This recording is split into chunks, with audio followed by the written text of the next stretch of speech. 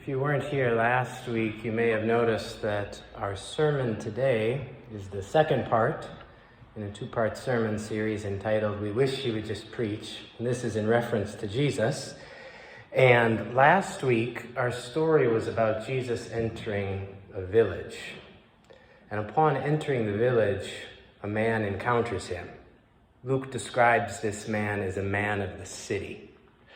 He would have been well known to everyone in the city for the stench on his body, for the marks on his arms, for the noises and grunts that he would have always been making. This man would have been a fixture in the city, as permanent and unavoidable as a vacant lot in an otherwise bustling metropolis.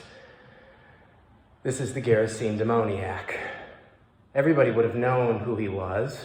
Maybe the kids in the city threw rocks at him when they saw him. His eyesight was so bad, he would have never known where the rocks were coming from. Maybe mothers at night used to warn their children, more mocking than serious. Now go back to bed, don't get up. The Gerasene demoniac will get you. Go to bed, shoo, shoo, shoo, shoo. This would have been a man who was a fixture in the reality and imagination of every person in that city. A man who was just a certain way. Until Jesus comes. He heals this man, and then suddenly this man is like you or me. He's loved. He's cared for. He's calm. He's sitting at the feet of Jesus listening, and the people are terrified. They're terrified maybe in the way that people in a neighborhood are terrified when they get a mandated notice that a convicted sex offender is moving in down the street into our neighborhood where our kids play. This can't be, these people might think. Or maybe the people in the story are terrified because the little bit of disorder that had been in their neighborhood, which was nothing if not contained and controlled, it has been healed and released. Things just are a certain way, and then Jesus comes. At first, he's just preaching and talking, and this is nice and easy to ignore. But then he starts doing things. He starts healing people, and things change, and this is unsettling and new. And maybe like the people of the Gerasenes, we wish he would just preach, and we wish that things could just stay the same. And the story last week ended with everyone begging Jesus to leave. And he leaves. Our story today is another story about Jesus' unpopularity. And here at this church, we might know something about unpopularity. This church used to be a lot bigger than it is. If you page through old directories, you will see faces of people who have left this church. When I was first interested in joining this church and maybe becoming your pastor, I wanted to know if I had a shot with you. So I went to your website and I read past editions of the Mirror newsletters. I read the ministers' reports. I read reports from Christian education and deacons and trustees and finance from the moderator. I even read some reports from the call committee. I had to find out what I was up against. One of the reports from the call committee said that you had two candidates for the position of pastor here. One of the candidates you had decided wouldn't be a very good fit for your church, and the other candidate had withdrawn their name from consideration. I thought maybe I would have a chance. But there I was, just in Hopkins, on my hands and knees every morning, cleaning up Cheerios and milk off the kitchen floor, putting kids to bed, falling asleep whenever I tried to read. No one was knocking down my door, except for the kids every morning at 6 or 7 o'clock. I wasn't very popular either. But we ended up together. I'm here. I'm your pastor, and there's nowhere else that I would rather be. And I hope maybe the feeling is somewhat mutual. But this just goes to show that maybe being popular isn't that important. And this can be reassuring because Jesus isn't popular all the time either. He wasn't popular last week, and he's not popular this week. Our story this week begins with Jesus setting his face toward Jerusalem. That's how the writer of Luke puts it. He set his face toward Jerusalem. And this is Luke being metaphorical. What he means is that Jesus is getting ready to die, to be crucified. And this isn't very popular either. Maybe we would hope for a different sort of theme from our new minister rather than come see our new minister, he'll be dead in a year. This is what Jesus is telling us about himself, and who wants to listen to that? It's not catchy or relevant, it's not exciting, and you know it's not good planning either, because this is next year's theme, and Jesus sends his disciples into that Samaritan village to tell the Samaritans about him. And the disciples tell the Samaritans about Jesus, and everybody says, we're not interested in that. So when the main event, Jesus himself, actually comes into that village, no one's interested. Box office sales are dismal, and Jesus just has to go on to the next village. But it's one thing hearing other people talk about Jesus. It's another thing hearing from Jesus himself. So even as he's walking on to this next village, people notice him, and he starts talking. And even though the subject that he's talking about is so difficult, his death, people still listen. Because when Jesus talks about death, it is different. There's a braveness and a provocation to the way that Jesus speaks, and yet a tenderness, a love. We hear him even speaking of death, and we're filled with questions and possibilities, and we gravitate toward him. So maybe we can understand the one man in this story who is listening to Jesus preach and says, Lord, I will follow you wherever you go. Maybe we would feel this way too if we could hear Jesus preach, even if the message that he was preaching was downright dangerous. What he's telling us is that he's going to die. He's going to die. Do we want to follow Jesus to his death? There aren't any beautiful sermons where he's going. We wish he would just preach. And the other listeners, maybe they were starting to grasp the ramifications of Jesus' message because they have their excuses ready. One guy says, I'll follow you, Jesus, but first, let me go and bury my father.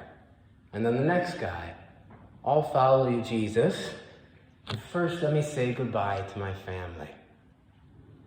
Good excuses, good reasons. Find things to get settled before you move on to the next thing.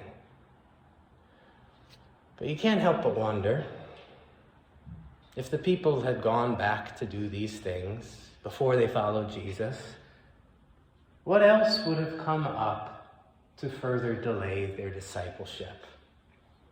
There's always more things to do, aren't there? Traveling with kids is something.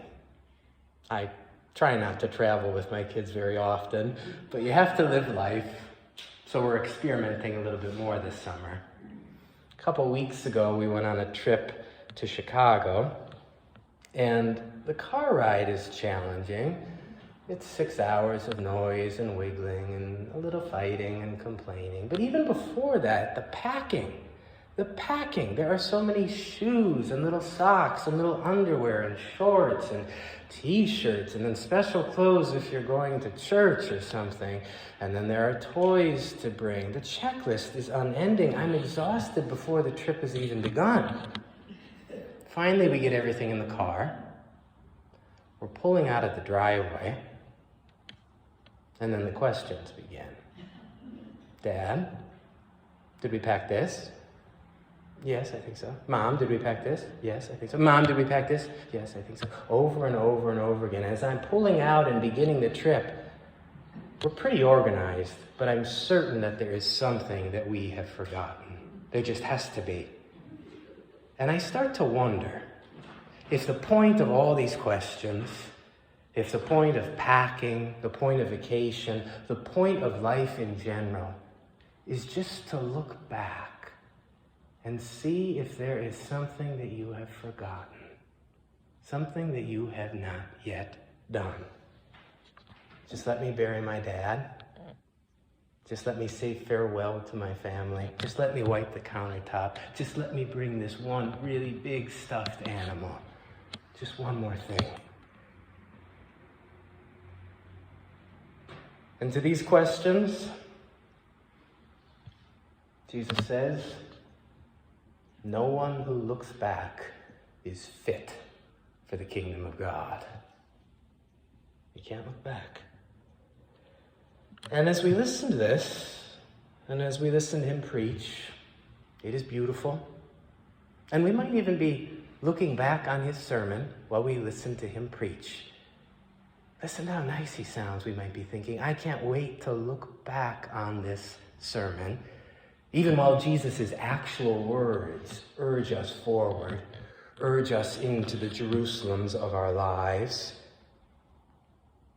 But imagine if Jesus had only preached, how that would have gone. This is always what drew the biggest crowds. The people could come to listen to him preach.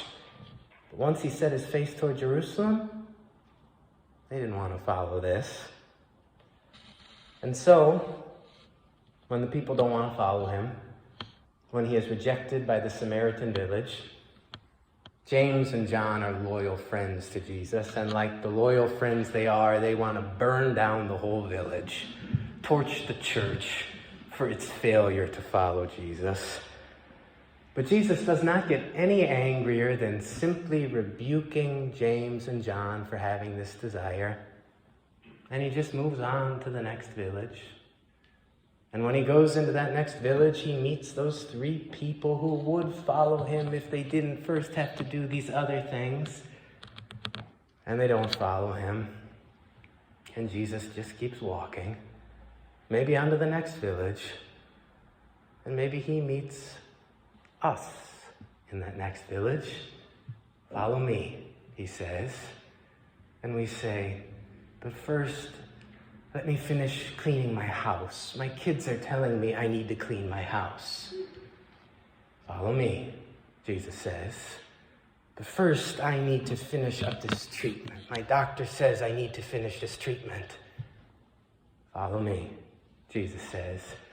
But first, I need to preach this sermon. I need to preach this sermon, Jesus. Would tomorrow work, we say? Tomorrow won't work. And Jesus just keeps on walking without us. Walking toward Jerusalem without us. We wish he had stayed with us. We wish he had just stayed and preached. But he sets his face toward Jerusalem. And he walks, and he walks, and he walks. And a funny thing happens. He goes into Jerusalem, and he dies, and we can't follow him there because death is terrifying. We flee, just like all of Jesus' disciples fled. We get as far away as possible. Jesus dies, but then in his death, he begins following us everywhere. And this is good news. Because we are going to die. You're going to die. And Jesus will follow you right there. Maybe we wanted him to preach, but preaching wouldn't have saved you. No sermon would have saved you. We need someone to follow us to the most frightening places. And a funny thing happens when you keep walking and walking and walking. Eventually you come back to where you began. You come back to that Samaritan village. You come back to those 3 would-be followers. Jesus comes back to all of us. All of us who would have been, could have been, should have been followers. Jesus comes back to meet us, to care for us, to walk us toward the death that we cannot escape. the death that only he knows, to bring from this death life somehow. We wish he would just preach, but instead he died to follow you. Amen.